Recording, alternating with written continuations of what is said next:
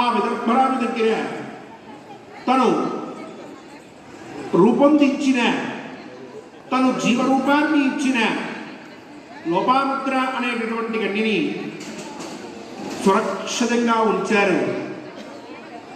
ఆ విదర్భరాజు ఆ అమ్మాయిని తీసుకుని, చిన్నపిల్లని శిశువుని తన దగ్గర ఉంచుకుని అందరితోటి ముచ్చరించి లోపాముద్ర అని నామకరణం చేసి ఆమెను పెంచుతూ ఉన్నారు. ఆమె చక్కగా యుక్త వయస్సుకు వచ్చింది, వివాహకాలం సమీపించింది. ఎందరో ఆమె వివాహం చేసుకోవాలని అనుకున్నారు. అగస్త్య మహర్షికి సంబంధం ఉన్నది ఈమె యొక్క జనన విషయంలో. పైగా ఈమెని విదర్భరాజుకి ఇచ్చారు కాబట్టి మనం వివాహం చేసుకుంటామంటే ఆయనకి ఏ విధమైనటువంటి ఆగ్రహం కలుగుతుందో అని భావించి ఎవరు సాహసించలేదు. ఇక విదర్భరాజుకి ఒక బాధపట్టుకున్నది, యుక్త వయస్సుకు వచ్చినటువంటి ఈమెకి తగినటువంటి వరుణ్ణి చూచి వివాహం చేయాలి అంటే అది శక్యమేనా, నేను చేయగలనా, ఎవరికి ఇవ్వాలి అన్న మీమాంసలో ఆయనకి ఆ కష్టం కలిగి ఆయన విచారిస్తూ ఆలోచిస్తూ ఉన్నాడు.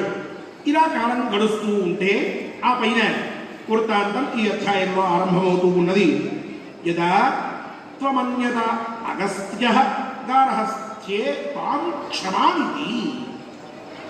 లోమశ మహర్షి చెప్తూ ఉన్నారు ధర్మరాజుకి పై వృత్తాంతాన్ని. ఎప్పుడైతే అగస్త్య మహర్షి ఈ లోపాముద్ర గృహస్థ ధర్మానికి అనుకూలవతి, సంసారాన్ని నడిపించగలిగేటటువంటి గృహిణిగా, ఆమె బాధ్యతను నిర్వర్తించగలిగేటటువంటి సమర్థురాలిగా ఉన్నది అని చెప్పి భావించాడో ఆ వెంటనే ఆయన సరాసరి విదర్భరాజు దగ్గరికి వచ్చాడు. విదర్భరాజు ఈమెను ఎవరికి ఇవ్వాలన్న సంశయంలో ఉన్నాడు.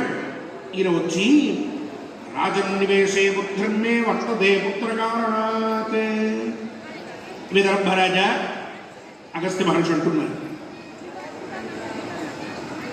నాకు పుత్రుడు కలగాలి అన్న కోరిక పట్టుకుందయ్యా.